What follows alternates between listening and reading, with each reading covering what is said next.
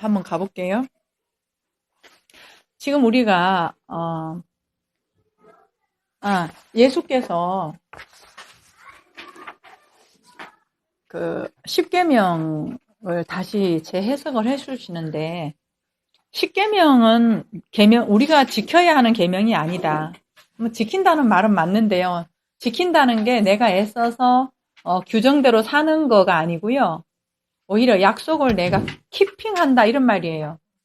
십계명을 하나님의 생명의 사랑의 법으로 알아서 그걸 내가 빼앗기지 않도록 지킨다 이런 개념이거든요.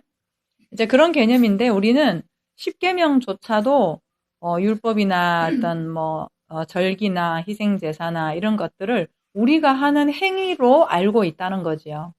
근데 지금 그게 아니다라고 하는 것을 예수께서 오셔서 재해석을 해주시는 거고, 그 재해석을 해주시면서 우리가 이제 본격적인 그 계명이 살인하지 말라부터였어요.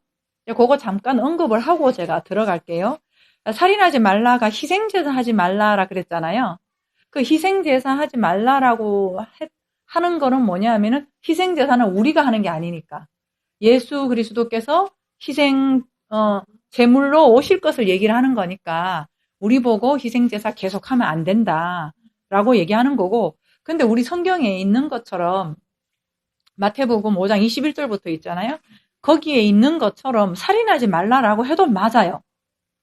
그렇게 해도 맞아요. 왜냐하면은 살인하지 말라는 말이 희생제사의 완성을 예수께서 하신 거잖아요.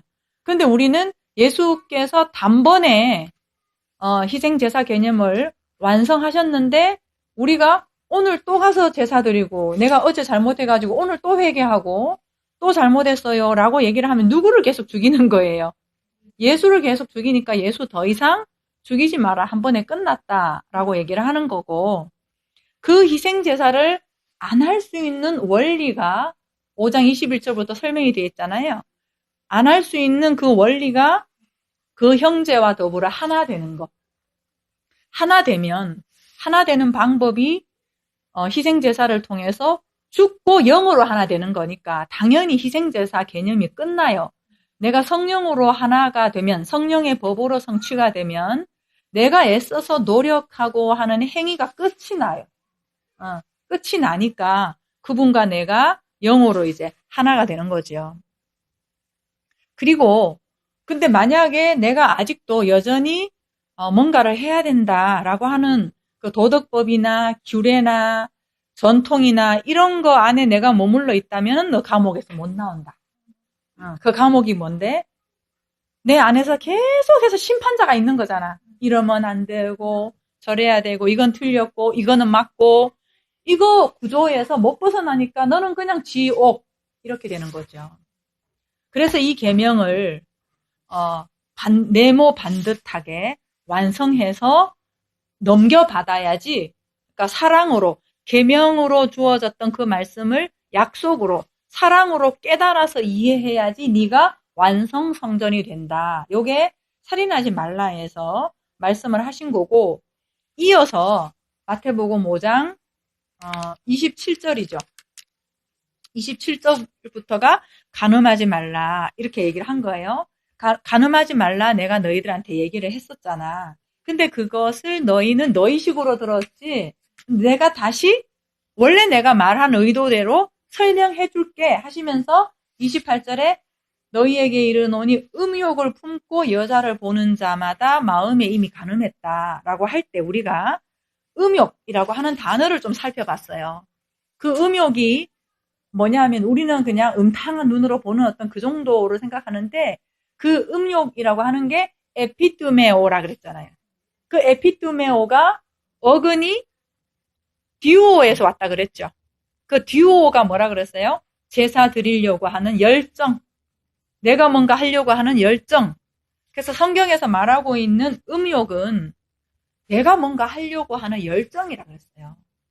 하나님이 하신 것을 깨닫고 아는 게 아니라 내 쪽에서 뭔가 하려고 하는 거, 그런 열정을 가진 게 음욕이다. 근데 그런 열정 가진 사람이 내 안에서 율법대로 살아야 돼, 지키면서 살아야 돼 하는 선악 구조를 가진 그 사람이 여자를 본다? 근데 옆에 여자를 보는데 그 여자는 또 성경적으로 뭐라 그랬어요? 생명을 받아야 되는 존재라 그랬죠. 씨를 받아야 되는 존재다. 남자를 만나서 하나가 돼야 되는 존재다. 여자 개념은. 그런 존재인데 내가 율법 구조에 있으면서 그 사람을 보내? 그럼 그 사람한테 뭐라고 해주겠어요? 너도 열심히 해야 돼. 안 그러면은 지옥 가. 너 이렇게 하지 않으면 하나님 안 기뻐하셔. 이렇게 해야 기뻐해 하면서 막 조건을 갖다 대고 그 여자한테 하는 거, 그게 뭐다? 음행이라고 얘기를 하는 거예요. 그래서 음행이라고 하는 것을 여기 헬라어로는 포르네이아라고 얘기를 했었어요. 포르네이아. 이거는 여기서 나온 말이 포르노다, 포르노. 이 포르노라는 말을 알지, 그지? 그 포르노인데 그 포르노는 뭐라 그랬어요? 바로 어떤 성행위를 상업화하는 것. 상업화하는 건데 지금 여기서 그 음욕으로 전해준다. 음욕의 마음을 가지고 전해준다. 그게 포르네이아인데 진리를 상업성으로 전해준다 이거예요. 생명으로 그 사람한테 줘야 되는데 비진리가 섞여 있다는 거죠. 그걸 음행이라고 한다. 여기까지 한 거예요. 그래서 27절, 28절 말씀은 우리 모두가 사실은 다 음행한 자들이에요. 왜? 우리는 율법 구조에서 태어났기 때문에 그래. 아예 태어나면서부터 우리는 선악 구조, 율법 구조, 그리고 보이는 세상에 갇혀 있기 때문에 우리가 이미 이제 가늠한 자인데 그 가늠한 자에서 끄집어내려고 오셨잖아, 그분이. 그분이 오셔가지고 이제 그 방법을 설명을 해주는 구절이 오늘인 거예요. 오늘. 그럼 가늠을 안 하려 그러면은 어떻게 해야 되나?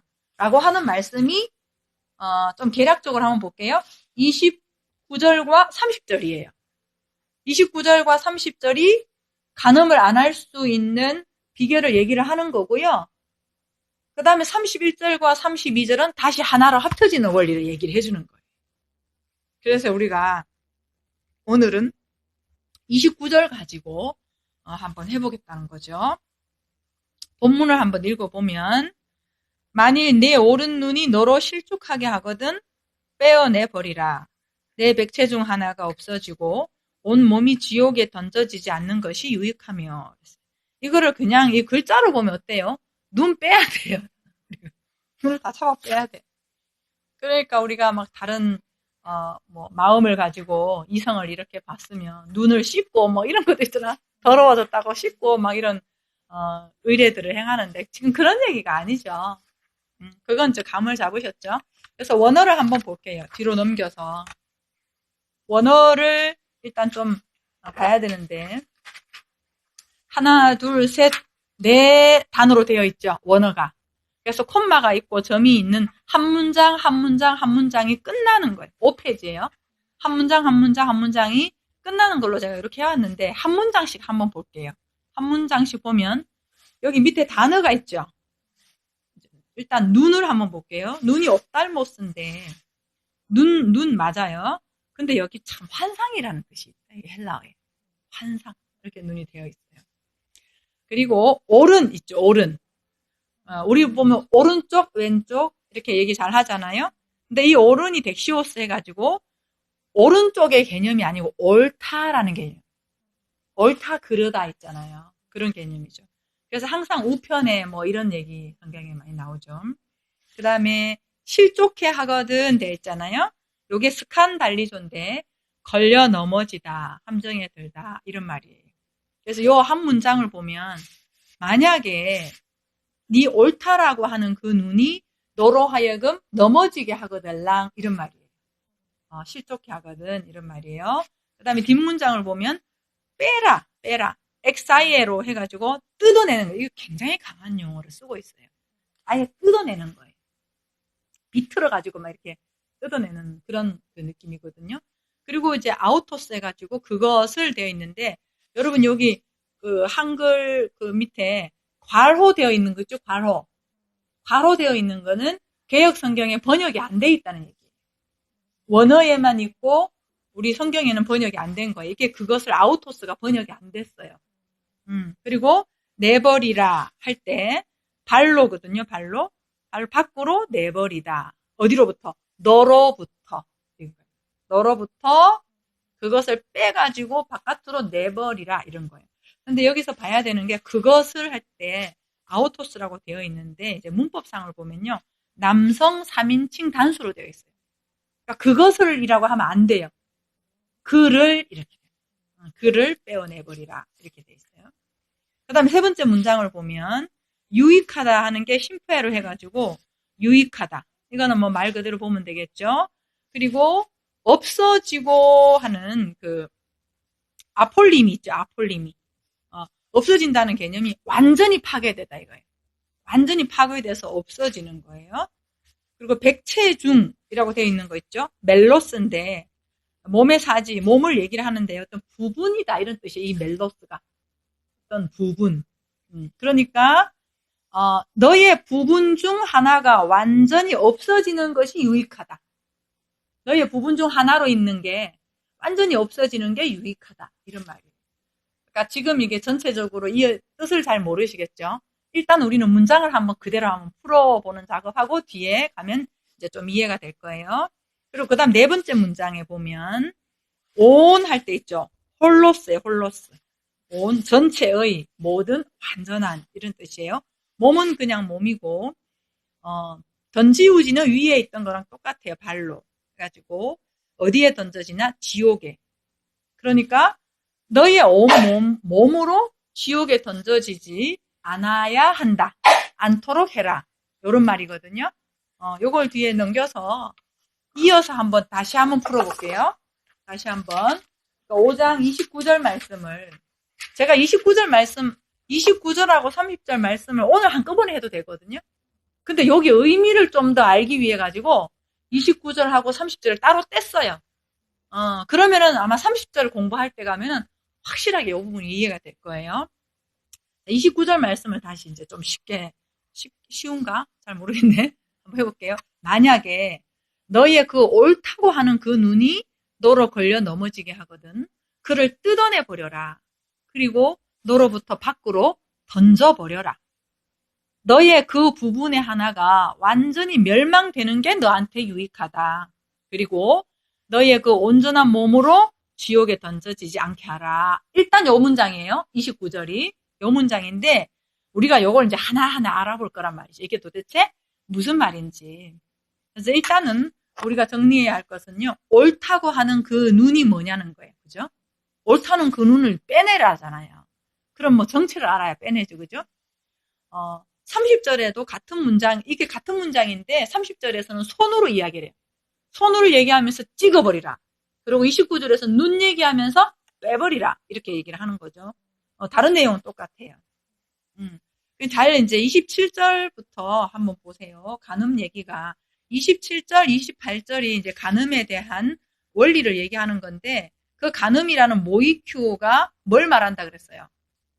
마음의 상태. 우리 마음 상태가 이미 간음한 상태다. 그걸 말한다 그랬어요.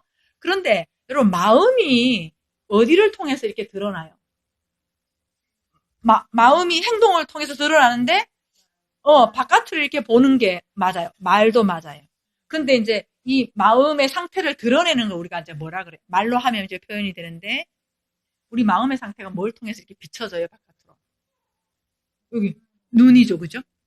마음을 마음의 창이라고 해요. 눈을 마음의 창이라고 하잖아요. 그래서 27절, 28절은 마음의 상태를 얘기하고 29절은 뭘 얘기하냐면은 눈을 얘기를 하는 거예요. 눈을 얘기를 하고 그리고 이제 행동으로 나타난 것을 손으로 표현을 하고 있는 거예요.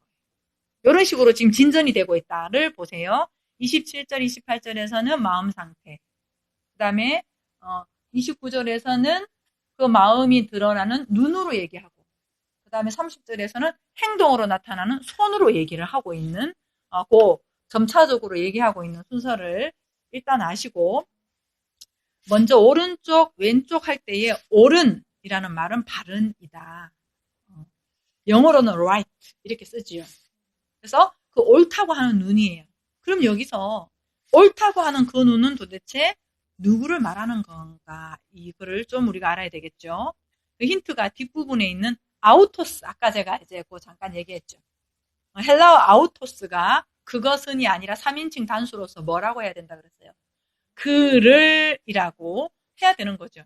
그럼 이 옳다는 눈이 내 눈도 아니고 내 눈을 뽑아라는 얘기가 아니라 그를 그랬으면 분명히 누군가를 단수적인 그를 얘기를 하는 거잖아. 결국 성경의 얘기는 누구 얘기다? 예수 그리스도 얘기예요. 근데 내 눈 빼라는 것도 틀린 말 아니에요. 그렇죠. 근데 내가 내 눈을 뺄 수는 없잖아. 그러니까 그분이 죽으신 거잖아요. 그분의 죽으심 안에서 나도 뺄 수 있는 거지. 이런 원리로 보면은 이 원리를 다 깨닫고 보면 꼭 예수라고 하지 않아도 나라고 해도 상관은 없지만 결국은 예수의 눈뱀, 그러니까 예수님의 그 죽으심 그게 아니면은 나하고 연합이 안 되니까 이 모든 그러니까 21절 살인하지 말라에서도 그 형제를 예수로 우리가 본 거고 그럼 내가 그걸 깨닫고 나면은 그 형제를 옆에 있는 사람이라고 해도 상관이 없다 이거지. 응. 근데 그게 안 되니까 우리는 성경을 자꾸 예수 그리스도로 이렇게 봐서 이해하고 나면 그 예수가 여기 예수인 거예요. 이걸 우리가 깨닫잖아요. 내가 예수와 연합돼서 하나로 깨닫잖아요. 내가 그 생명을 갖잖아요. 그럼 그 예수님이 다른 사람 안에도 계시는 거예요. 생명으로. 생명으로. 그러니까 그 눈을 우리가 보는 훈련을 지금 하는 거죠. 그죠? 자, 볼게요. 그를이라는 말 속에 들어있는데 개역 성경에는 빠져있다 그랬어요. 그럼 뭘 빼라? 그를 빼버리라 그런 거예요. 근데 이 그를 할 때 3인칭 단수라고 아까 얘기를 했고 예수 그리스도다. 여기까지 우리가 얘기를 했습니다. 그렇다면요. 우리를 걸려 넘어지게 하는 분이 누구라는 얘기예요. 옳은 눈, 옳은 마음, 옳은 영. 성경에서는 눈을 영으로 표현을 하거든요. 그리고 그것이 곧 또 말씀으로 가요. 다 이게 상징으로 보면 연결이 다 돼 있는데 그것을 가지신 예수 그리스도를 말씀하고 있는 거예요. 근데 그러면 지금 무슨 말이에요? 누가 나를 걸려 넘어지게 한다는 거예요? 예수 그리스도. 예수 그리스도가 나를 걸려 넘어지게 한다는 얘기예요. 다시 말하면요. 성경 본문 가지고 얘기하면요. 너의 옳은 눈이 너로 실족하게 하거든 빼내버리라고 했잖아요. 그러면은 빼내버리려 그러면은 실족하거든 빼내버리라 이렇게 얘기했죠. 그러면은 예수님이 나를 실족하게 한다라고 하는 걸 모르면 못 빼낸다. 이 말하고도 연결이 돼요. 뒤집으면 그렇게도 연결이 돼요. 그러니까 우리가 예수님이 나를 실족해 한다라고 하는 거를 알아야 되는 거예요. 근데 이 말은 누가 이렇게 생각하겠냐고. 예수님은 너무 좋은 분. 예수님은 나를 너무 좋아하는 분. 그리고 그분은 사랑이 많은 분. 그러면서 자기가 기대하고 있는 어떤 분에 대해서 막 묘사를 해놓으니까 성경에서 얘기하고 있는 예수님에 대해서 묘사했던 말들 있잖아요. 그때 제가 그랬잖아요. 저 예수는 술을 좋아하고 또 막 창녀들 쫓아다니는 거 보니까 그 좋아하고 그 바리새인과 서기관들이 봤던 그 예수 있잖아요. 그 사람들 거짓말한 거 아니거든요. 아웃사이더들과 예수님 같이 다니고 했는데 우리는 지금 그거는 생각하지 않고 내가 바라는 어떤 신의 상이 있는 거야. 그런 따뜻한 눈을 가지고 막 이런 마음으로 예수님을 보다 보니까 성경에서 예수님을 제대로 우리가 못 보는 거예요. 그냥 내가 가지고 있는 상만. 우리는 전부 다 하고 어떤 영웅을 만드는 걸 좋아해요. 내가 안 되면 어떤 분을 자꾸 영웅으로 만들어요. 영웅으로 만들어가지고 그 영웅과 나를 자꾸 동일시하려고 하는 거예요. 자기가 되면요, 영웅이 필요 없어요. 영웅이 필요 없는 거죠. 그러니까 자기가 안 되니까 이제 자꾸 그렇게 이제 이상화 시켜가지고 그분을 모욕하면은 큰일 나는 거지, 이제. 그게 자기 존재의 확장이 그쪽으로 되어 있어서 그런 거죠. 자, 그러면 지금 이제 제가 뭘 하려고 하냐면은 성경에 그러면은 예수님이 우리를 실족해 한다는 얘기가 있나? 찾아보니까 무지 많더라고요. 많은데 제가 이제 그 중에서 몇 개를 몇 구절을 우리가 찾아보려고 하는 거예요. 요거는 제가 구절을 적어왔는데 마태복음 11장 6절이 같이 읽어볼까요? 누구든지 나로 말미암아 실족하지 아니하는 자는 복이 있도다 하시니라. 이렇게 말씀하셨을 때가 언제냐면 세례 요한이 사람 보내가지고 예수님한테 세례 요한이 감옥에 있을 때 있죠. 보내가지고 오실 그이가 당신입니까? 아니면 누구를 기다려야 합니까? 세례 요한이 그렇게 물었을 때 예수님께서 대답해 주신 말이에요. 안전뱅이가 걸으며 소경이 보며 이렇게 하시면서 나로 인해 실족하지 않는 자가 복이 있다. 그럼 세례 요한은 지금 뭐 했다는 거예요? 세례 요한은 지금 실족했다는 거예요. 그렇잖아요. 예수님을 잘 못 믿었잖아요. 그래서 물어본 거지. 그 예수님의 이 말씀은 뭐예요? 실족하지 않는 자는 복이 있는데 지금 세례 요한은 실족을 했다는 얘기죠. 자, 그 다음에 그 밑에 거 한번 읽어볼게요. 마태복음 13장 21절 말씀. 시작. 이제다가 말씀으로 말미암아 환난이나 박해가 일어날 때에는 곧 넘어지는 자요. 여기 넘어지는 있죠? 요게 스칸달리조예요. 요게 걸려 넘어지다 거예요. 이게 왜 씨 뿌리는 비유에서 세 번째 가시떨기에 떨어진 거 그거를 얘기를 하는 거거든요. 근데 여러분 문장을 좀 가만히 보세요. 환난이나 박해가 일어났는데 넘어졌어요. 근데 뭐로 말미암아서 환난 박해가 일어났대요? 뭐라고 되어 있어요? 말씀으로 말미암아요. 여러분 이거를 어떻게 생각하냐면 우리가 내가 말씀을 믿으니까 안 믿는 사람이 나를 박해한다 이런 개념 그거 아니에요. 그게 아니라 말씀이 내 안에 오니까 내 안에 뭐가 일어나요? 환난 박해. 그럼 뭐가 나를 환난 박해를 일으킨다는 얘기예요? 말씀이 나한테 환난을 일으키고 박해를 일으킨다는 거예요. 말씀이 나를 못 살게 군다는 거야 어떻게 보면. 그러니까 이 말이 무슨 말이에요? 나는 지금 세상 구조잖아요. 내가 가지고 있는 구조잖아. 그럼 진리의 말씀이 오면 내 안에 뭐가 일어나요? 당연히 지진이 일어나고 그게 환란인 거예요. 그게 일어나요 내 안에서.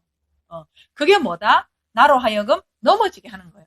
내 구조와 말씀의 구조가 딱 맞닥뜨려지니까 내 안에 갈등이 일어나는 거고 고민이 일어나는 거잖아요. 그러니까 실족은 있어야 된다 없어야 된다? 있어야 되는 거예요. 예수 만나서 실족이 있어야 돼요. 실족이 없으면은 일어나지 못해요. 여러분 여기 스칸달리조가 넘어지다 이게 어디서 왔냐면요. 구약의 이름이 사람 이름 야곱이 야코브 해가지고 야곱의 이름인데 야곱의 뜻이 뭐냐면요. 발목을 잡다 이런 이름이잖아요. 발목을 잡다라고 하는 거에서 왔어요 이게. 그런데 그래서 야곱을 통해서 우리한테 말씀하는 게 뭐예요? 우리가 바로 걸려 넘어지게 하는 자였는데 그런 자였는데 야곱이 뭘로 바뀌어요? 이름이 이스라엘로 바뀌어지잖아요. 그러니까 우리 인생을 얘기를 하는 거예요. 그러니까 우리가 실족을 예수가 와서 실족을 당한다는 개념보다 우리는 벌써 실족 당해 있는 상태이기도 해요. 근데 예수님 안에서 확인되는 거지. 예수님 오셨을 때 확인이 되는 거죠. 자, 여기까지 말씀을 보면서 뒤에 볼게요. 무엇이 우리를 실족시키나요? 예수님이 실족시키고 말씀이 우리를 실족시킨다. 이거를 다른 표현으로 하면 예수가 오시는데 그분은 오셔서 우리한테 세례를 주시는데 뭘로 주냐? 불과 성령으로 세례준다. 이거랑 같은 말이에요. 먼저 불로 우리를 실족하게 해가지고 태워버리는 거죠. 태워버리고 진리의 말씀 영으로 새롭게 하는 거. 이게 십자가 죽음과 부활이 바로 이 말이에요. 죽고 살아나는 거예요. 죽고 살아나는 거예요. 그런데 우리는 어떻게 해요? 내 가치관을 안 죽고 생명도 얻으려고 하는 거예요. 창세기 3장의 그림처럼. 선악과 따먹고 생명나무도 취할까봐 이제 둘레를 치는 거죠. 그러면 진짜 영생은 아닌 거죠. 그러니까 우리를 실족시키는 거는 예수님이고 실족시키는 거는 말씀인데 그런 과정을 거쳐야 되는데 우리는 이런 생각을 감히 못해요. 그냥 예수와 말씀이 우리를 구원한다 이렇게만 생각하는 거예요. 근데 예수 그리스도와 말씀이 먼저 우리를 실족시킨다는 걸 모르면 절대 생명 못 얻는다. 그래서 마태복음 15장은 한번 열어서 찾아볼게요. 마태복음 15장 한번 보세요. 마태복음 15장에 이제 제가 12절을 보려고 했는데 그 15장 1절부터 그 12절 말씀을 이렇게 쭉 내용을 보면요. 요게 요 정황을 좀 봐야 되는 거예요. 15장 1절 보면 바리새인과 서기관들이 있어요. 그분들이 예수님께 나온 거예요. 예수님께 나와가지고 예수님한테 지적하는 게 뭐가 있냐면은 왜 떡 먹을 때 손 안 씻냐 이건 거예요. 여러분 우리 생각하면은 이거 별일 아니죠. 별일 아닌데 이 사람들은 장로들의 유전이 있었단 말이죠. 이거 지켜야 되는 목숨 걸고 지키는 거거든요. 그러니까 장로들의 전통을 왜 범합니까? 이렇게 얘기를 하는 거예요. 그렇게 얘기를 하면서 예수님이 장로들의 전통을 지키지 않은 거에 대해서 이 사람들이 잘못됐다라고 지적하는 거잖아요. 그러한 것들을 보고 예수님이 뭐라고 말씀하시냐면은 8절 보세요. 이 백성이 입술로는 나를 공경하되 마음은 내게서 멀다. 그러니까 겉으로 하는 의식은 하나님의 마음하고는 하나가 안 된다. 이런 거죠. 그게 왜 그러냐 하면 9절에 사람의 계명으로 교훈을 삼아 가르치니. 여기 계명이라는 게 교리, 교훈, 유전 이런 거거든요. 그러니까 어떻게 나를 헛되이 경배한다. 열심히 경배한다고 하지만 헛되다, 실패했다. 이런 얘기를 하면서 듣고 깨달으라. 이 말씀 하세요. 그래서 11절에 뭐라고 하냐면 입으로 들어가는 것이 사람을 더럽게 하는 것이 아니라 입에서 나오는 그것이 사람을 더럽게 한다. 그러면 여러분 입으로 들어가는 게 무슨 말이냐면요. 이 사람들이 이게 지금 입으로 들어가는 게 우리가 밥 먹고 이런 얘기 하는 게 아니고요. 종교 행위를 얘기하는 거예요. 성막에 들어가면 뭐 고기 어떻게 먹고 뭘 먹어야 되고 뭘 안 먹어야 되고 뭐 핏째는 먹으면 안 되고 뭐 이런 거 있잖아요. 그럼 지금 종교 행위를 얘기를 하는 거거든요. 그러니까 이 사람들은 이렇게 먹어야 돼 저렇게 먹어야 돼 이러면 안 돼 이러고 있는데 그건 더럽게 하는 게 아니다. 예수님 하시는 말씀이. 정말 사람을 더럽게 하는 거는 나오는 것이 더럽게 하는 건데 결국 그 나오는 게 뭐라는 얘기예요? 말인 거죠.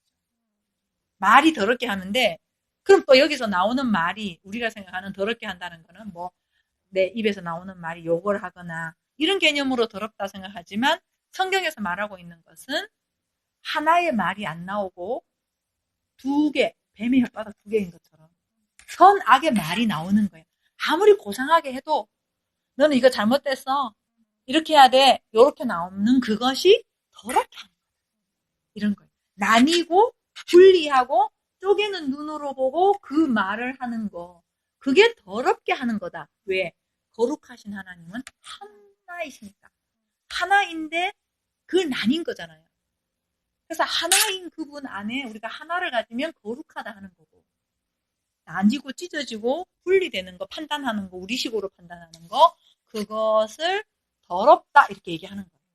그 지금 예수님이 사복음서에서 얘기하셨잖아요. 그 이 말씀을 깨달은 사도가 이 말씀과 정확하게 얘기하는 게 또 있어요. 그거 잠시 한번 구절 찾아볼게요. 히브리서 가보세요. 히브리서 13장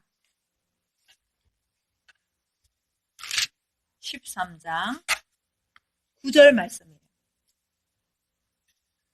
그러니까 사복음서 시대뿐만 아니라 예수님께서 말씀하시고 성령이 오시고 난 뒤에도 사람들이 자꾸만 옛것을 추구하는 게 있잖아요. 성향이 우리도 그래서 이제 깨어있으라 그러는 건데 13장 9절에 보면 여러 가지 다른 교훈에 끌리지 말라. 마음은 은혜로서 굳게 함이 아름답고 음식으로서 할 것이 아니니. 아까 이 사람들도 어떻게 먹어야 되고 뭘 먹어야 되고 이런 거 있잖아요. 음식으로 말미암아 행한 자는 유익을 얻지 못하였느니라. 이렇게 되어 있거든요. 다른 교훈이 뭐예요? 전통, 유전. 이걸 지금 얘기를 하는 거예요. 음식으로 하는 건 아니다. 여기서 음식으로 말미암아 행한 자 할 때 있잖아요. 페리파테온인데요. 주위를 걷다 이렇게 돼 있어요. 헬라 뜻이 주위를 걷는 거예요. 주변을 맴도는 거예요. 주변을. 그러니까 내가 율법적으로 뭘 먹어야 되고 뭘 해야 되고 뭘 지켜야 되고 하는 거는 38년 광야 생활 쭉 빙글빙글 돌고 있는 거나 마찬가지다. 생명의 중심으로 못 들어간다. 가난으로 들어가야 생명이 되는 건데 생명의 중심으로 못 들어가고 늘 배회하고 방황하고 있는 거다. 행위에 머물러 있으면. 요 말을 지금 사도도 히브리서에서 지금 시간이 얼마나 지났어요. 많은 시간이 지난 후에 또 그 얘기를 오늘날 우리한테 사실 하는 거지요. 율법적인 신앙에 머물러 있으면 우리는 중심으로 못 들어가요. 여러분 죄가 뭐라 그랬어요? 성경에서 말하는 죄가 관역에서 벗어난 거다 이렇게 얘기를 했잖아요. 그 관역의 중심은 뭐예요? 생명이에요. 존재라고 하는 생명이거든요. 근데 관역에서 벗어났다라고 하는 얘기는 주변에만 계속 뱅글뱅글 도는 것이 죄다. 그게 죄인 거예요. 근데 우리는 죄 그러면 우리의 생각이 딱 떠오르는 죄가 있잖아요. 성경에서는 그건 죄 취급도 안 하고 자꾸 우리식으로 전통 지키려고 하고 그게 선이다 악이다 구별하고 있는 거. 그것이 죄다라고 얘기를 하는 것이죠. 그래서 지금 마태복음으로 다시 돌아와 보세요. 마태복음 13장. 아까 우리 본문 있잖아요. 15장. 15장이에요. 15장에 11절까지 예수님이 그렇게 얘기했잖아요. 바리새인과 서기관들에 대해서 예수님이 이렇게 말씀을 하셔서 쭉 설명을 하셨더니 12절에 제자들이 뭐라 그러냐면요. 제자들이 나와 이르되 바리새인들이 이 말씀을 듣고 걸림이 된 줄 아시나이까. 이게 스칸달리조예요. 그러니까 지금 예수님이 말을 하면 바리새인들은 항상 스칸달리조가 되는 거예요. 걸려 넘어지게 되는 거예요. 근데 지금 제자들이 이 말 하는 이유가 뭐겠어요? 예수님 아까 그 말 해가지고요. 지금 걸림이 됐다. 그 사람들 걸려 넘어졌어요. 그거 알아요? 이 말은 뭐야? 자기들도 걸린 거야. 그 말이 너무 이상한 말씀 하시니까 걸렸다는 거예요. 그러니까 이걸 보면은 우리가 예수님을 정말 제대로 알려고 하면 먼저 걸려 넘어지는 일이 있다는 거예요. 걸려 넘어지는 일이 있어요. 그래서 예수가 오셔서 먼저 사람들을 실족시킨다. 넘겨 가보세요. 그거를 이제 우리가 성경을 통해 좀 살펴봤고, 마태복음 18장 6절 한번 보면, 제가 그냥 적어왔으니까요. 그거 같이 읽어볼게요. 시작. 누구든지 나를 믿는 이 작은 자 중 하나를 실족하게 하면 차라리 연자 맷돌이 그 목에 달려서 깊은 바다에 빠뜨려지는 것이 나으니라. 실족하게 하는 일들이 있음으로 말미암아 세상에 화가 있도다. 실족하게 하는 일이 없을 수는 없으나 실족하게 하는 그 사람에게는 화가 있도다. 그럼 예수님도 지금 인정하셨죠. 실족하게 하는 일이 있다. 없을 수가 없다. 어떻게 실족이 안 되겠냐. 하늘이 왔는데. 내가 내 사상하고 안 맞지. 그게 갈등이 부딪히며 와야 되는 거지. 근데 그 실족으로 계속 넘어져 있으면 안 된다는 거예요. 그 예수님은 실족시켜서, 우리가 실족된 상태거든요, 사실은. 그런데 실족된 상태라는 것을 깨닫게 하시고, 그렇게 실족되게 넘어져 있게 두려고 한 건 아니잖아요. 어떻게 한다는, 넘어진 걸 우리를 어떻게 한다? 세운다. 요게요, 헬라어로 히스템이라는 말이에요. 넘어져 있는 걸 세운다. 세운다는 요 뜻이 뭐냐 하면요. 약속의 기둥이에요. 사실은 예수님이 우리 십자가 이렇게 얘기하잖아요. 근데 십자가 개념이 아니에요, 원래는. 그거는, 그 로마 그 시대 때 그 십자가를 상징으로 하나를 채택한 거고요. 원래 성경에는요, 나무라고 나와요, 나무. 나무 기둥. 약속의 기둥. 그렇게 나오거든요. 그러니까 그 기둥이 이제 무슨 말이냐면은 넘어져 있는 우리를 어떻게 세운다. 시스템이 세운다. 이런 뜻이에요. 세운다는 것을 어디로 세우겠어요? 하늘로. 하늘로 세운다는 거죠. 그렇게 하시겠다는 거예요, 예수께서. 근데 그 과정이 뭐부터 있다? 넘어짐부터 먼저 있다. 넘어진 존재라고 하는 거. 야곱이 사기꾼, 속이는 자, 등치는 자라고 하는 본질을 알고 이스라엘로 넘어가잖아요. 그런 것처럼 우리도 우리 존재의 그 본질을 알고 탕자도 탕자의 본질을 알았을 때에 아버지를 아는 것처럼 오히려 탕자라는 걸 몰랐던 첫째 아들은 오히려 아버지 것이 뭔지를 몰랐어요. 오히려. 그러니까 우리 인간 존재의 본질이 사실은 넘어져 있는 존재고요. 그래서 예수님께서 오셔가지고 예수님 말씀을 들으면서 걸려 넘어진다 그러는데 실제로는 우리가 걸려 넘어져 있었기 때문에 예수님의 말씀 안에서 내가 막 갈등이 일어나고 하는 본질이 드러난 거예요. 그러니까 내 본질이 드러나는 것이 은혜예요. 세상 구조는 어때요? 내 본질의 악함이 드러나면 감추려고 하잖아. 그게 창세기부터 있었던 무화과 잎으로 가리려고 하는 거예요. 그런데 하나님은 야, 너 뭔 짓을 했어? 이렇게 물은 게 아니라 너 어디 있냐? 이렇게 물은 거지. 하나님이냐 아니면은 네가 내 바깥이냐 내 아니냐 바깥이냐 이걸 묻는데 우리는 어떻게 해요? 내가 한 짓에 대해서 스스로 부끄러워가지고 가리려고 하잖아. 하나님은 그것을 너의 옷으로 안 된다. 오히려 벗어라 하시고는 그리스도의 옷을 입혀주는 것이 성경의 역사인 거고요. 자, 여기까지 우리가 살펴봤는데 그 뒤에 밑에 거 한번 읽어볼게요. 우리가 지금까지 살펴본 구절을 보면서 생각해야 할 것은 천국이 내게 올 때 먼저 실족이 있다는 사실입니다. 예수님이 오셔서 하신 일은 우리로 하여금 실족을 당하게 하신다는 것입니다. 당연히 그렇습니다. 우리 인간으로서는 생각지도 않고 알 수도 없는 세계에서 오신 분이니까요. 예수님 쉽게 생각하면 안 돼요, 우리가. 생각도 다르고 취향도 다르고 행복의 기준도 다르고 보는 눈도 다르고 그런 이상한 분인 거예요, 사실은. 우리한테는 너무나 다른 분인 거예요. 그저 먹고 자고 입고 놀고 숨쉬고 하는 육체만 같지 그분의 마음은 전혀 우리랑 다른 마음인 거예요. 우리로서는 너무나 낯설다. 그래서 우리가 가진 행복의 기준과 우리의 가치관을 가지고 들이대면 그분은 우리를 실족시키게 하는 분일 수밖에 없는 거예요. 근데 성경은 실족해 하는 일이 당연하지만 실족으로 있으면 안 된다는 거죠. 그럼 어떻게 해요? 우리에게는 방법이 없잖아요. 역시 이것도 그분이 알려주셔야 돼요. 실족하지 않을 수 있는 방법. 그죠? 그래서 예수님 이제 요한복음 16장 이런 말씀이 있는 거예요. 우리 주연이 씨 이름하구나. 제가 이름이 자꾸 나와서 이름을 좀 안 부르다 보니까 이름 불러도 괜찮지? 요한복음 16장 1절 한번 읽어볼래? 우리 주연이가 잠도 좀 깨고 거기 있지?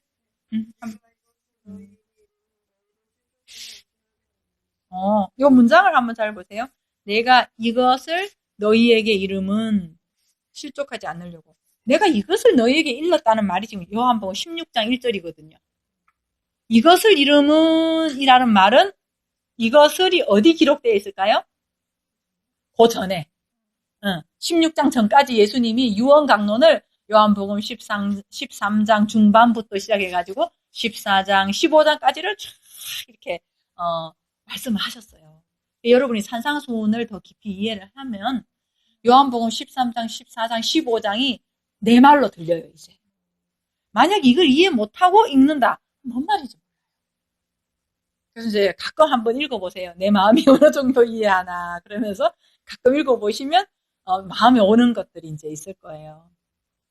자, 그럼 실족하지 않는 방법은 요한복음 14장과 15장에서 말씀하신 내용을 알면 실족이 될 수가 없다고 말씀하시는데 그럼 요한복음 13, 14, 15장을 한마디로 요약하면요. 이거예요. 예수가 죽고 성령으로 다시 오신다. 그 말씀이에요. 그냥 요약한다면. 그러니까 예수의 죽으심 앞에 우리도 어떻게 돼요? 확실하게 장사 지내. 확실하게. 완전 죽음으로 장사 지내고 그래야 보이지 않고 차원이 다른 성령으로 오시는 거예요. 그러면 뭐에서 벗어난다? 실족에서 벗어나는 거예요. 왜? 그분과 하나 되니까. 나하고 걸릴 게 없잖아요. 그분과 내가 하나 되니까 내가 갈등 구조 일으킬 필요도 없잖아요. 그럼 실족을 하려고 해도 안 되는 거지, 그 상태가 되면.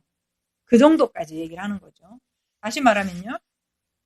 예수의 죽으심 안에서 내 안에 있는 모든 옛 질서, 옛 가치관이 죽고 성령으로 말미암아 하늘의 가치관이 내 머리가 되는 거예요. 여러분 예수님이 교회의 머리라 그러잖아요. 그 머리가 내 머리가 되므로 내가 뭐가 된다? 하늘이 되는 거예요. 이게 진짜 내가 하늘이 되는 거야. 땅에 살고 있는 내가. 그럴 때 어떻게 된다? 실족이 있을 수가 없어요. 그래서 오늘 우리가 본문에서 공부하고 있는 29절과 다음 주에 공부할 30절은 육의 모습으로 오신 그분과의 이별을. 그러니까 29절 30절을 한마디로 말하면요. 그 예수와 이별해라 이 말이에요. 그 말을 뭐라고 얘기했냐면은 빼버리라. 또 찍어버리라. 이런 식으로 강하게 이게 너무 강하게 얘기한 거예요. 여러분 이거를 인정하지 않았던 제자 있었잖아요. 예수 그리스도가 죽어야 된다고 하니까 죽으면 안 된다고 강하게 책망했던 베드로. 그 베드로한테 예수님 뭐라 그러셨어요? 사탄아 물러가라. 그러니까 하나님의 일을 대적하는 자지. 하나님의 뜻과 반대 개념에 있는 자를 사탄이라고 사타나스라고 이야기를 하는 거죠. 그럼 만약에 그 예수가 죽지 않으면, 우리도 그 죽음에 동의하지 않으면 우리는 그냥 넘어진 채로 있는 거예요. 그러면 하늘로 똑바로 우리가 설 수가 없어요. 시스템이 할 수가 없는 거죠. 그러기 위해서는 누가 죽어야 되는데? 예수가 죽어야 되는데 사람들은 어떻게 해요? 죽으면 안 되는데 로마 병정들이 나빠가지고 뭐 이렇게 얘기하는데 예수님은 죽으러 오셨다는 거예요. 왜? 내가 죽어야 네가 나하고 하나가 되니까. 네가 사니까. 우리도 그 말씀에 동의해서 예수님을, 육신적인 예수님을 보내드려야 되는데, 장사 지내야 되는데 아직도 기념하고 있으면 안 되는 거죠. 구약의 이스라엘 백성들이 놋뱀을 기념했던 것처럼 그 놋뱀을 성소에다가 넣어놓고 계속 기념했잖아요. 나중에 히스기야가 그걸 이제 그건 구리야 그러면서 종교개혁 때 이제 다 처리를 했지만 말이죠. 지금 현재 우리 얘기하고 똑같은 얘기예요. 그러니까 떼어내버리라는 거예요. 이별하자. 그래야 31절, 32절에서 다시 하나로 만난다. 이 얘기입니다. 완전한 이별을 해야 다시 오신 그분을 우리가 알아볼 수 있어요. 여러분, 이별 안 하잖아요? 그러면 그분은 몰라요. 제가 좀 심리적으로 얘기를 해볼게요. 내 과거와 이별해야 현재를 살 수 있어요. 내가 내 과거라고 하는 거에 묶여 있으면 현재 있는 그대로를 못 봐요. 과거의 눈으로 현재를 봐요. 그 말하고 똑같아요. 예수를 떠나보낸다. 그러면 새 것이 온다. 그 말이랑 예수의 죽음 안에 내 옛사람 같이 죽어야 지금 현재 내가 새날을 보는데 지금 이미 새날이 왔는데 우리는 전부 과거에 의해 가지고 살잖아요. 과거에 의해 가지고 산다는 얘기는 언제나 미래의 염려도 같이 있다는 얘기예요. 다른 말로 하면 전번 시간에 말씀드렸지만 시간에 계속 묶여 있다. 근데 여러분 시간은 없어요. 주변에 시간이 어디 있니? 그 시간에 대한 소설 있죠. 그 뭐지? 모모. 시간은 없어요. 전부 마음에 있어요. 그리고 예수님도 시간이 없으시고 예수 그리스도께서도 시간이 없으세요. 우리의 구원도 뭐가 없어져야 된다? 시간이 없어져요. 시간에 매이면 염려, 두려움, 죄책감, 원망, 불안 이런 것들이 따라오죠. 근데 시간이 없어지면 지금 현재만 남죠. 현재는 문제가 아무것도 없어요. 현재라고 하는 것은. 그래서 그 현재를 주시려고 오신 분이다. 다시 말하면 요한복음 14장을 한번 볼 텐데 여기 17절, 이게 19절이에요. 제가 여기 잘못되어 있어요. 19절인데 좀 찾아보려고 하니까 성경 한번 펼쳐보겠습니다. 요한복음 14장. 요한복음 14장.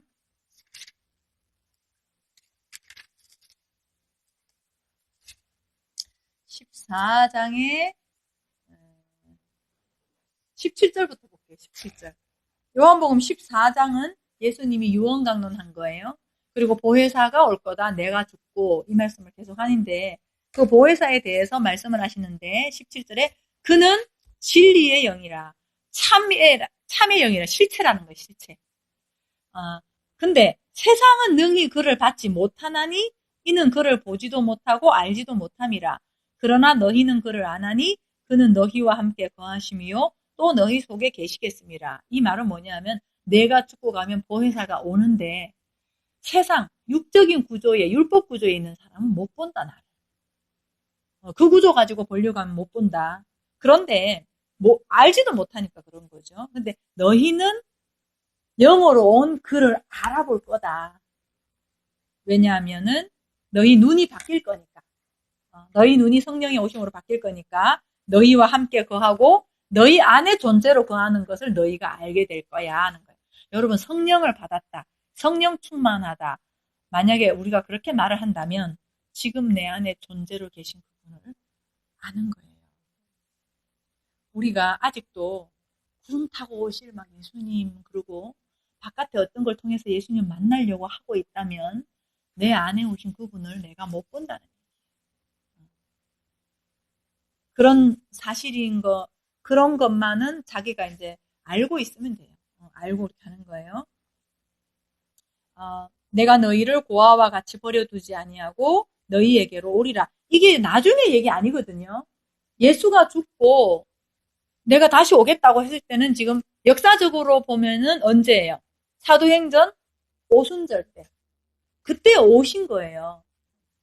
오신 걸 얘기하는 거예요. 19절. 그래서 조금 있으면 그러잖아요. 조금 있으면 세상은 다시 나를 보지 못할 것이로되. 그러니까 육적인 눈으로 가진 자들은 못 본다. 근데 너희는 나를 보리니 이는 내가 살아있고 너희도 그제야 살아있다라고 말하는 거예요. 성령이 오셔서 내 안에 내가 그 눈을 가질 때 내가 살아있다라고 하는 거죠. 그래서 그 성령이 오신 그 날에는 내가 아버지 안에 너희가 내 안에 내가 너희 안에 있는 것을 너희가 알 거다. 구원의 확신을 가져야 돼요. 이 말이 필요가 없다는 거예요. 왜? 내가 아니까. 이제 여러분이 그걸 이제 자꾸 점점 분명하게 알아가실 거란 말이죠. 그러면요, 그냥 내 존재 자체가 진짜 예배가 되는 거예요. 내 존재 자체가. 자, 지금까지 한 거 정리 한번 해볼게요. 우리는 간음 상태에 있어요. 원래가 간음이에요. 하나님과 떨어져 있었기 때문에. 다시 말하면 보이는 세상에 갇혀 있습니다. 그런데 그런 간음의 상태에서 벗어나기 위해서는 옳은 눈, 옳은 영, 옳은 마음 다 같은 말이죠. 그것을 가지신 그분에게 실족을 당해야 됩니다. 내가 가진 눈과 그분의 눈이 다르고 내가 가진 마음과 그분이 가진 마음이 다르기에 내가 내 것을 가진 이상은 그분으로 인해 걸려 넘어지게 되어 있어요. 걸려 넘어져야지. 그죠? 당연히. 그런데 우리 대부분은요. 우리 것 그대로 갖고 있어요. 그러면서 그분을 사랑한대요. 그거는 그분이 아니고 실체이신 그분이 아니고 내가 만들어 놓은 그분이에요. 그래서 나를 다른 신으로 섬기지 말라라고 얘기를 한 거죠. 십계명에서. 내 가치관 그대로 기도 제목의 우선순위 목록에서 내려오지도 않으면서 말이죠. 그냥 내 거 내려오지도 않으면서 주님은 나를 사랑하고 나도 주님을 사랑한다고 말을 합니다만은 그것은 본인이 만들어 놓은 우상일 가능성이 많아요. 근데 그럴지라도 하나님이 사랑하는 거는 맞아요. 사랑하는 거는 맞는데 그걸 깰 거다. 그게 실족당하게 할 거다 이 말하고 같은 거죠. 그래서 주님은 그 옳은 눈으로 오신 그분과 내가 하나가 되어야 실족하지 않는다라고 말씀하는 거예요. 근데 그분과 하나가 되려면 우리 쪽에서는 방법이 없죠. 그래서 그분께서 죽으셔야 가능한 거예요. 그래서 죽고 영으로 오셔서 우리 안에 머리가 되셔야 가능한 건데 그러기에 먼저 우리가 그분을 보내드려야 하는 거예요. 그 말을 이 지금 29절 30절 표현으로는 빼내라, 찍어버려라 이 말씀 가지고 하는 거예요. 그러니까 내가 죽어야 된다. 그 말씀을 하는 거죠. 보내드린다는 표현 속에는요. 내 욕망, 내 가치관, 내가 가진 정체성, 나의 과거 모든 것을 떠나보낸다는 말 같아요. 근데 여러분 예수님의 죽음이 없이는요. 예수님이 죽고 성령으로 오셔서 우리의 가치관을 변경시켜주는 말씀이 없이는 우리가 나를 내려놓는 것은 불가능해요. 내 과거를 떠나고 내 옛날의 정체성에서 긍정적인 마인드 컨트롤을 하고 해도 그건 안 돼요. 그건 있을 수가 없어요. 할 수가 없어요. 근데 예수님이 죽고 난 다음에 성령으로 오셔서 그 성령이 이 말씀을 다시 재해석해 주신 그 말씀이 우리 안에 들어가면 그 말씀이 우리 안에서 역사해가지고 나도 모르게 그 정체성이 내가 이거구나 하는 것을 알게 되는 거예요. 그래서 그분의 죽음이 없이는 안 된다는 얘기는 그분이 죽어야 영으로 우리 안에 오시고 그 성령이 오셔야 성경을 내가 제대로 볼 수 있고 성경을 내가 제대로 보면 삶을 제대로 볼 수 있고 삶을 제대로 볼 수 있는 눈을 가진 나는 생명을 가진 자이기 때문에 이제 그런 거죠. 그래서 그 표현을 오른 눈 빼라, 오른손 찍어버리라고 하는 거예요. 자, 그 말씀을 하시는데 요 그림을 사도 바울의 그림으로 한번 볼게요. 제가 여기는 안 적어왔는데 사도 바울의 그림으로 한번 볼게요. 고린도전서 8장 한번 가보세요. 고린도전서 8장.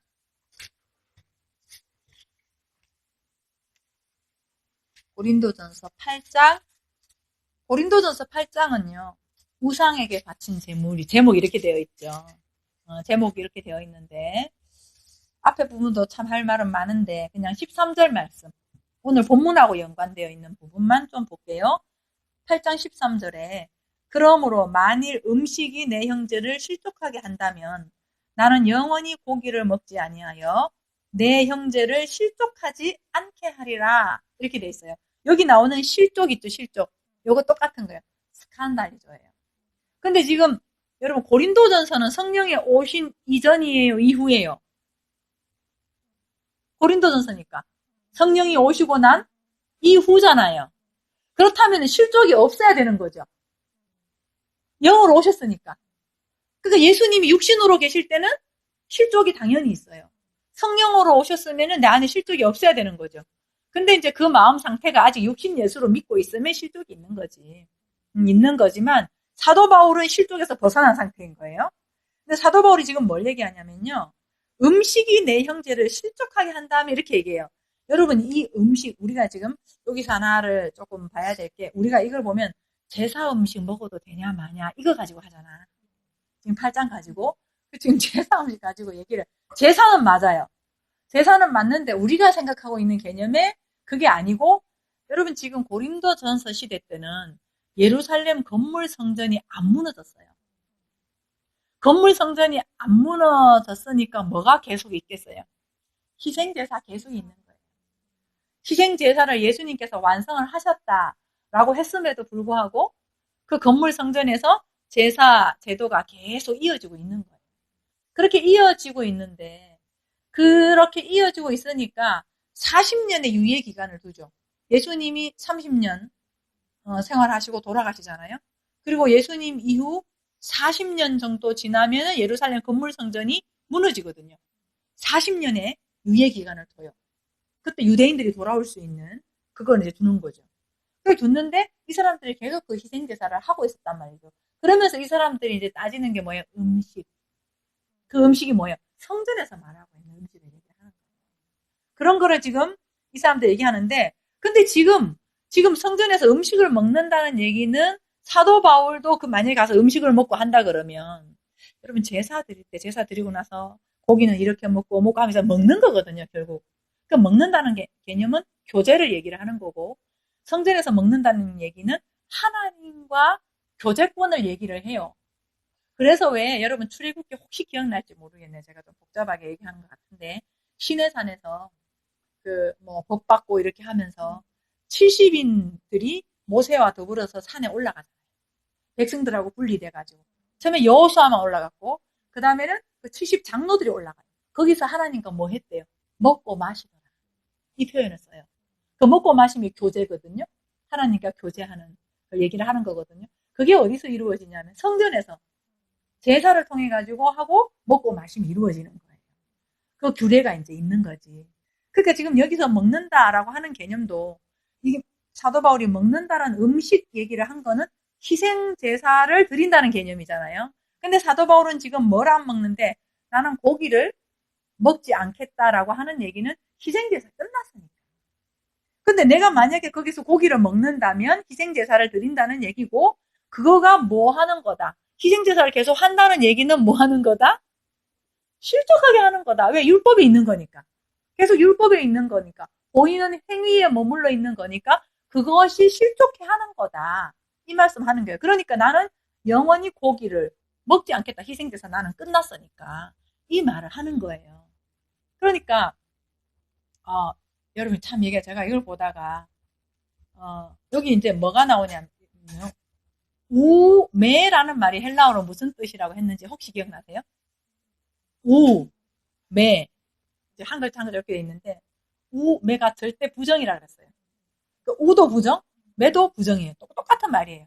근데 여기 이제 요게 13절 말씀에 어떤 단어가 나오냐면은 우메 파고 크레아스 이렇게 나오거든요.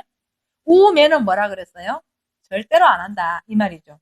파고가 뭐냐 하면요. 파고가 뭐냐 하면 먹다. 여기서 먹질이 나오잖아요. 먹다는 개념이거든요. 크레아스가 뭐냐면 고기예요. 고기거든. 나는 고기를 절대로 먹지 않겠다 이 말이거든요. 우메 파고 크레아스거든요. 근데 여기에서 크레아스에서 뭐가 나왔냐면요. 까르네 발레라고 하는 라틴어가 나왔어요. 까르네 발레. 까르네 발레에서 나온 게 뭐냐면 카니발이에요. 카니발 축제. 그러니까 이 카니발 축제가 뭐냐면은 술과 고기를 먹지 않겠다. 이런 이제 그 의미래요. 카니발 축제의 기원이. 그 축제가 왜냐하면은 고기를 먹지 않겠다. 그러니까 전부 복음에서 나온 거예요. 그게 무슨 말? 고기를 먹지 않겠다는 말이 무슨 말이에요? 희생제사 끝났다는 얘기죠. 그 축제라는 얘기죠. 그게 시적으로 표현하면 고기야 안녕 이런 얘기거든요. 근데 요즘은 카니발 축제에 술과 고기가 다예요. 그게 빠지면 안 된 반대로 된 거예요. 그렇죠? 그러니까 우리는 지금 축제라고 하는 그 외형, 지금 우리가 즐기고 있는 거 보는데 그게 어디서 출발했는가 보면 전부 다 우리 막 언어도 그렇고 이게 출발이 우리 제사 개념도 마찬가지고요. 요리사, 복장도 그렇고요. 그게 나온 게 전부 다 성막 거기서 다 나왔어요. 그러니까 전부 하나에서 나온 거 맞아요. 다 이제 변경돼서 그런 거죠. 여러분 고기 요거를 조금만 제가 한번 가볼까요? 한번 잘 따라와 보실래요? 여러분 출애굽기 그림이에요.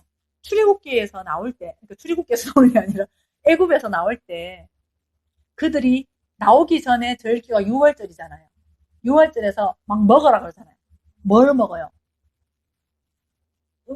이들이 먹었던 음식이 뭐예요? 양고기. 양고기 막 급하게 먹으라 그러잖아요. 6월절에 나오면서 양고기를 그것도 그래 구워서 먹으라 했나? 하여튼 방법이 또 있잖아요. 그러니까 방법이 많아 먹는 것도. 그렇게 이제 고기 먹고 나오라 그랬거든요. 그럼 애굽에 있을 때의 양식은 고기예요. 그게 뭐냐면은 육신 예수예요. 육신 예수가 죽는 거예요. 그거 연결되는 거 아시겠죠? 그렇죠? 육신 예수가 죽어야 되는 거예요. 그때 먹어야 되는 건 육신 예수를 먹어야 돼요. 다른 말로 하면 양고기를 먹어야 돼요. 그럼 광야에 나왔어. 광야에 나오면은 음식이 달라졌어요. 만나인 거죠. 만나라는 식물을 주신 거예요. 그거를 먹어야 되는데 이스라엘 백성들이 거기 나와서도 뭘 달라 그랬어요? 고기 달라 그런 거예요. 근데 하나님 그걸 허락해 주시는데 그거를 허락해 주셨을 때는 그 고기를 광야에서 먹으면 멸망이다. 광야에 이미 나왔는데 고기를 추억한다 그러면 멸망이다 이 얘기인 거예요. 육신 예수가 죽음으로 우리가 애굽에서 나왔는데 이제는 말씀 만나를 먹으면서 말씀을 먹고 새로운 양식으로 내가 양식을 가져야 되는데 그 육신 예수를 추억하고 있으면 그게 멸망이다. 그럼 가나안에 들어가면 양식이 이름이 없어요. 왜 그래요? 몰라 이름을. 나만 알아요. 내 안에 있는 거니까. 이 세상의 것이 아니거든요. 그 양식의 개념으로 보면은 그런 거예요. 근데 지금 사도 바울이 고린도전서 편지를 쓰는 이 시대는 교회 시대고 벌써 성령이 오시고 난 뒤에 몇십 년이 흐른 뒤에고 근데 아직도 그들이 성령 안에서 자기가 성전이 되는 게 아니고 그래서 사도 바울이 고린도서에도 그런 얘기를 너희가 성전이 아니냐 그렇게 얘기를 했는데도 이 사람들은 건물 성전에 가가지고 계속 제사를 드리면서 거기서 고기를 먹고 거기에서 그게 우상이라는 거예요. 그래서 고기를 먹고 그렇게 하고 있으니까 그게 실족하는 건데 나는 영원히 고기를 먹지 않겠다. 나는 희생제사 끝났으니까. 사도 바울이 지금 그 얘기를 하는 거예요. 자 그러면 여기 지금 우리가 뭘 하고 있냐면 간음을 하는데 지금 간음 중에서도 그 옳다고 하는 그 눈 예수 그리스도 그분이 우리를 실족해 하거들라. 그러니까 내가 이상하다. 이게 왜 이게 다르지? 이게 이제 실족 개념이잖아요. 그럴 때 그렇게 깨달아져야지 그분을 빼내버릴 수 있어요. 근데 사실은 이건 따로따로는 아니고 동시에 그 예수님의 말씀이 나하고 다르네 하고 내가 깨닫는 순간 옛날 관점이 없어지는 거니까. 그렇게 되는 거니까 사실은 동시에 일어나는 거거든요. 근데 예수님 눈을 빼내고 손을 찍어버리고 하는 거 있잖아요. 그거 자체에 대한 그림이 구약에 있어요. 그 그림이 그러니까 성경에 다 있는 얘기예요. 구약인데 지금 그 구약의 그림으로 한번 보겠다는 거예요. 예수의 죽음은 사실 우리가 예수의 죽음을 굉장히 고상하게 해놨지만 저주거든요. 저주. 나무에 달린 자마다 저주를 받은 자라고 성경이 그렇게 얘기했잖아요. 물론 결과적으로는 거룩을 향하지만 죽음 자체는 저주를 한 몸에 받으신 거예요. 주님은 어린 양으로 오셨죠. 근데 성전 마당에서 죽였잖아요. 어린 양을. 양이나 제사를 마당에서 죽였잖아. 구약에. 그런데 어떻게 해요? 그분은 성전 밖에서 죽으신 거예요. 성전 밖에서. 구약의 대속죄일 때 여러분 혹시 아세요? 대속죄일이 되면은 2마리 염소를 뽑아요. 그래가지고 거기다 뭐 이렇게 뿔에다가 이렇게 달더라고 빨갛게 뭐 표를 달아가지고 한 마리는 성소 안에서 죽여서 드리고 한 마리는 광야로 내보내요. 요 의식을 얘기하는 거거든요. 동이 서에서 먼 것 같이 너희 죄가를 옮기셨으며 이런 것처럼 그런 개념인데요. 자, 완전한 죽음과 밖으로 버려진다라고 하는 것을 그림을 통해서 말씀하는데 밖에 버려진다는 것은 부정한다는 말이에요. 바깥에 버린다는 얘기는 성막 안에도 못 들어오는 거니까 밖에 버린다, 부정하다 이런 말이거든요. 그래서 예수님은 부정하게 부정이 되셔가지고 죽으신 거예요. 우리는요, 그 부정 때문에 물로 씻어가지고 우리는 진 안에 있는 거예요. 안에 있고 그분은 진 밖에 버려짐을 당하는 거죠. 그러니까 예수께서 죽으시면은 내가 진 밖에 버려짐을 당했으니까 진 밖으로 또 그거 만나려고 육신 예수 버려진 거 만나려고 하면 안 된다는 얘기예요. 여기 레위기에 있는 말씀 한번 읽어볼게요. 시작. 속죄제 수송아지와 속죄제 염소의 피를 성소로 들여다가 속죄하였은즉 그 가죽과 고기와 똥을 밖으로 내다가 불사를 것이요 불사른 자는 그의 옷을 빨고 물로 그의 몸을 씻은 후에 진영에 들어갈지니라. 어때? 가죽과 고기와 똥은 밖으로 불사르고 육신 예수님이 얘기하는 거죠. 그런데 피는 성소에 들어갔잖아요. 피는 성소에 들어갔어요. 근데 그것을 또 가죽과 고기와 똥을 불사르고 했는데 이거 자체가 부정하니까 그 행위를 한 사람도 씻고 이제 안으로 이제 들어가는 거죠. 요 그림하고 똑같은 그림이 히브리서에 있어요. 히브리서에. 히브리서 13장 가보세요. 히브리서 13장. 히브리서 13장. 11절이에요. 11절. 히브리서 13장 11절 보세요. 아까 레위기 여기 보셨죠? 그거를 한번 보세요. 11절. 이는 죄를 위한 짐승의 피는 대제사장이 가지고 어디 들어가고 성소에 들어가고 그 육체는 영문 밖에서 불사름이다. 그런 거죠. 요게 요 말씀하고 이제 같은 거죠. 영문이라는 말이 파렘볼레 해가지고 옆으로 던져지다 이런 거예요. 그러니까 딴 데로 던져졌다는 거예요. 예수님의 육체는 아예 딴 데로 던져졌다 이러는 거예요. 12절에 보면 그러므로 예수도 자기 피로써 백성을 거룩하게 하려고 성문 밖에서 고난을 받으셨느니라. 그런즉 우리도 그의 치욕을 짊어지고 영문 밖으로 그에게 나아가자. 우리도 던져지다 이런 말이에요. 그러니까 치욕을 짊어진다는 말은요. 중상하다, 조롱하다, 밥이 되다 이런 뜻이 있어요. 치욕을 짊어진다는 말이에요. 예수님도 밥이 되신 거잖아요. 우리의 밥이 되신 거죠. 우리가 여기에는 영구한 도성이 없으므로 장차 올 것을 찾나니 영구하다는 말이 메노라고 해서 머물다, 거하다는 거거든요. 그러니까 여기에는 우리가 머물 곳이 없다라고 하는 것을 안다는 거죠. 그래서 다른 세계 안으로 들어간다는 건데 여기서 이제 한 가지 우리가 알 수 있는 거는요.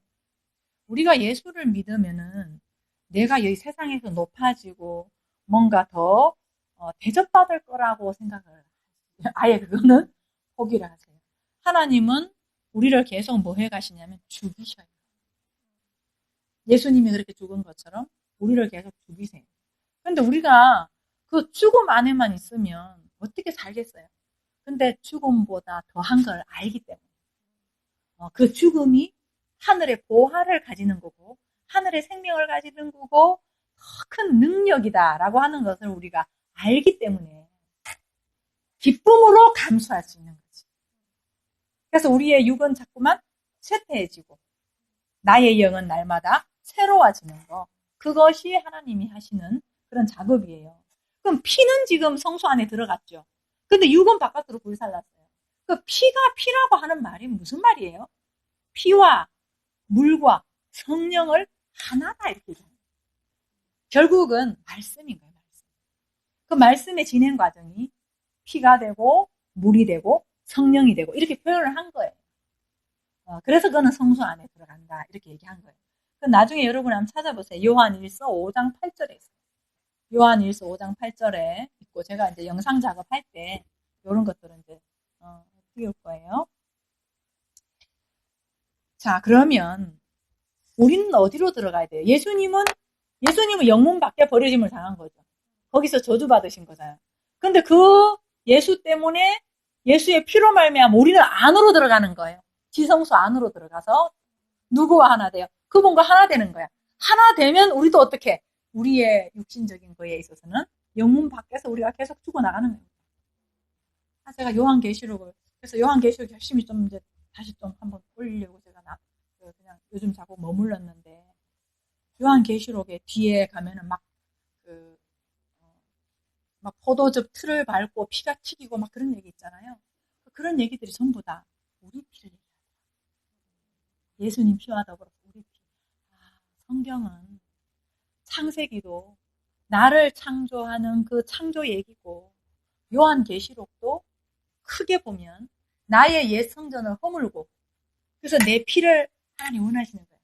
그 피를 원하시고 그럼으로 인해 가지고 내 안에 새 성전이 세워지는 계시록 이야기도 돼. 성경은 전부 예수 그리스도에 대한 얘기고 그 예수 그리스도 안에 있는 나에 대한 이야기다. 그래서 계시록 그걸 다 보면서 너무 감격스럽더라고요. 창세기와 계시록을 될 수 있으면 좀 묵상하는 대로 올릴 테니까 되는 대로 열심히 한번 읽어보세요. 여러분이 지금 산상수훈 하시잖아요. 그리고 요한계시록하고 창세기 알면 다른 성경은 괜찮아요. 다 그냥 다 여러분이 알 수 있어요. 자, 우린 지성소 안으로 들어갑니다. 시체를 찾아서 그리워하고 애통할 것이 아니라 왜냐하면 지금 우리가 그러고 있으니까. 예수님이 오셨을 유대 당시에는 뭘 그리워했어요? 이 사람들이. 예수께로 올 생각 안 하고 건물 성전 그리워했잖아요. 희생제사 그리워하고. 그럼 지금은 어떻게 해요? 예수를 자꾸 그리워하는 거죠. 육신 예수를 자꾸 그리워하는 거죠. 그게 아니고 성령으로 지금 오셨는데 그죠? 그 시체를 찾아 그리워하고 애통할 것이 아니라 영으로 오신 살아계신 예수님과 하나가 돼야죠. 이렇게 예수께서는 당신을 죽이고 밖에다가 버려라, 빼라, 찍어라 이렇게 얘기하는 거예요. 오른 눈이 나를 걸려 넘어지게 하는 거라면 근데 걸려 넘어지게 하는 걸 발견한 것도 대단한 거예요. 예수님이 나를 걸려 넘어지게 한다고 생각 안 하거든. 그렇게 좋으신 분이 막 이렇게 막연하게 생각하니까 그래요. 그 눈을 제거하고 나로부터 밖으로 내버려라. 여러분 우리가 내버리는 게 아니죠. 성경에 이미 얘기했잖아요. 밖으로 내버려짐 당할 거라고. 그리고 예수님이 오셔가지고 내가 이렇게 내버려짐을 당할 거라고. 예수님은 그 길을 유유히 걸어가셨는데 우리가 그러면 안 된다고 하면 우리가 뭐가 돼요? 사탄았어요. 예수님 그래야 간음의 문제가 해결돼요. 그분이 오셔서 찍어버리고 잘라버리고 그러면서 당신을 바깥에다가 버리고 그렇게 해야지 간음이 안 되는 거는 그래야만 우리가 율법에서 벗어날 수 있으니까요. 그래야지 성령이신 하나님과 하나가 되니까요. 그래야지 보이는 세계에 갇혀있는 우리 눈이 보이지 않는 하나님과 하나가 되니까 그 예수가 죽어야만 해결이 되는데 그래서 예수께서는 굳이 끝까지 죽으시려고 그러잖아요. 그렇게 말려도 죽으시려고. 그래야 너네들 사니까 그 말씀하는 거예요. 찍어버려라, 잘라버려라 라고 하는 말 다른 말로 하면요. 그분의 죽으심을 믿어라. 지금까지의 모든 세상 가치관, 역사 속에 나, 과거의 상처, 역할, 내 역할 이런 모든 것들이 그분의 죽음으로 내가 이별할 수 있는 거예요. 우리가 상담에서 하는 일이 이것 전부 이별하려고 하는 거잖아. 지금을 못 사니까. 자꾸 옛날 구조로 생각해서 나는 이런 존재야. 나는 뭘 못하고 뭘 잘하고 이런 걸로 있으니까 그거하고 이별해야 지금 내가 능력 있게 살아가지. 지금 내가 행복하게 살아가지. 그거를 못하니까 상담해서 분석하고 이렇게 해도 우리가 힘든데 예수님이 죽었어. 그 말이 무게가 깊숙하게 돼가지고 내 안에 들어오면 그분의 죽음 안에 다 끝난 거구나. 그러면은 그 부활로 말미암아 우리에게 주신 하늘의 정체성이 내 거구나 이거를 알면 행복하죠. 그게 행복한 거죠. 그러니까 자연을 보니까 모든 것이 진리로 보이고 지금 이렇게 이거 사물이잖아요. 의자 같은 거, 피아노 같은 거. 이거 어떻게 됐어요? 사각으로 되어 있어요. 어떤 거는 보면은 세모로 되어 있어요. 사각, 삼각형, 사각형. 이게 전부 다 진리를 그러면 보는 눈들이 다 그걸로 보는 거죠. 그러면요, 내가 그분을 떠날 수가 없어요. 떠난 적이 없어요. 그분을 떠난 적이 없어. 나는 언제나 그분의 품에 있었어요. 시편 139편에 보면 그러잖아. 내가 주의 신을 떠나 어디로 가리까? 내가 바다 끝에 가서 거할지라도 그분은 거기 계시고 내가 하늘에 가도 그분은 거기 계시고 음부에 내려갈지라도 그분은 거기 계시고 내가 이것이 너무나 기가 막혀가지고 너무 놀라워가지고 이런 표현을 시편 기자가 하잖아요. 그렇게 할 때 더 이상 여러분한테는 지옥이 없어지는 거예요. 나는 그분 안에 있는 거니까. 그러면 내 육신의 죽음이 뭐가 두렵겠어요? 그냥 나는 죽으면 잠자듯이 오히려 그분 품에 완벽하게 또 들어가는 거니까. 그게 우리의 구원이고 그 구원이라고 하는 거는 크다. 우리가 상상하는 이상으로 놀라운 거다. 그런 거죠. 그래서 그분을 믿을 때 이런 걸 우리가 내려놓을 수 있는 힘이 있는 거고 내 과거의 모습을 직면할 수 있는 힘이 또 있는 거예요. 직면할 수 있는 힘이 없으니까 사람들은 자꾸 피하려고 해요. 내 안에 어떤 모습이 올라오면 안 그런 척 하거나 피하려고 이렇게 하는 거지만 우리는 이제 그 모습에 대해서 괜찮아요. 그런 것들이 힘이 생기니까 이제 그런 거죠. 자, 오늘 29절을 한번 정리를 한번 해보면 마태복음 5장 29절 그거를 정리를 한번 해보면 간음이라고 하는 거에서 어떻게 하면 벗어날 수 있나라고 하는 것을 보여준다 그랬잖아요. 그 원리를 말씀해 주는데 그 원리가 뭐냐 하면은 옳다라고 하는 그 눈을 가진 그 존재 그 존재를 네가 뜯어내버려라 빼내버려라 그래야지 네가 부분으로 있던 그 하나가 죽어야 부분으로 그러니까 예수님이 지금 나한테 왔지만 나하고 하나는 아니잖아요. 나의 그냥 부분이잖아요. 근데 그 부분인 그 하나가 죽어야지 내가 온전해진다. 온 몸으로 지옥에 안 떨어지고 내가 하나가 된다. 이 개념이에요. 지금 오늘은 제가 뒷부분 설명 안 했거든요. 백체 중 하나가 없어지고 온몸이 지옥에 던져지지 않는 거를 오늘 안 했어요. 그거는 제가 30절 하면은 30절 내용이 똑같으니까 앞에 부분을 안 해도 그거를 중심으로 하면은 우리가 이해를 할 수 있어서 제가 그거는 뒤로 뺐습니다. 또 손이라는 개념만 좀 알면 다른 건 이제 그걸 공부하면 되니까. 그래서 이제 정리하면 그런 거예요. 그 예수가 옳은 눈을 가진 그 예수가 죽어야 되는데 그러니까 너희들도 찍어 이런 표현을 하는 거죠. 내가 그거 하려고 왔으니까 내가 죽으려고 왔으니까 왜? 네가 찍지 않으면 내가 죽지 않으면 너하고 나하고는 나와 너로 있는다. 근데 내가 죽으면 나라고 했던 것처럼 너도 나가 되고 너도 나가 되고 너도 나가 되고 그래서 나들이 되는 거야. 하나로 되는 거야. 그러면 간음이 끝난다. 이 원리가 29절, 30절에서 하고 있는 원리고 그 뒷부분이 하나가 되는 원리다. 이렇게 얘기했잖아요. 이혼 정서 얘기 나오잖아요. 이혼 정서도 우리가 이제 교회에서 절대 이혼하면 안 돼. 이렇게 얘기를 하는데 그하고는 너무 거리가 먼 얘기니까 이제 다음에 보면 되겠죠. 그러니까 이제 결론을 한번 해보면요. 뭐가 간음인가요? 다시 간음을 한번 정리해볼까? 간음이 뭔가요? 율법의 의무를 다하는 것이 간음이다. 그러면 율법의 의무는 율법을 제정하신 하나님께 있는 거예요.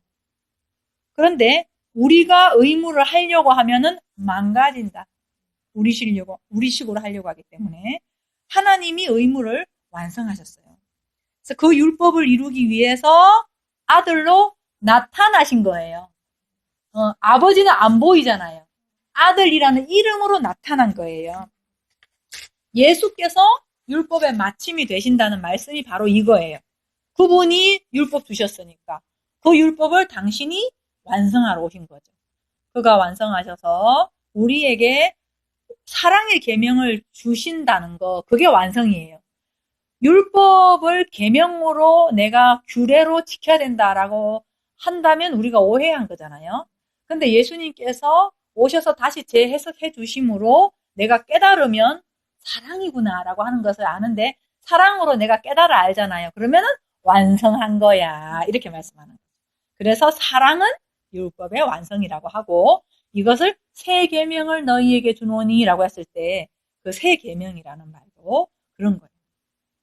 그러니까 그분이 다 하신 거예요. 그래서 이제 다음 시간에 30절 하면서 뒷부분에 백체 중 하나의 의미와 온 몸의 개념 등 그거를 같이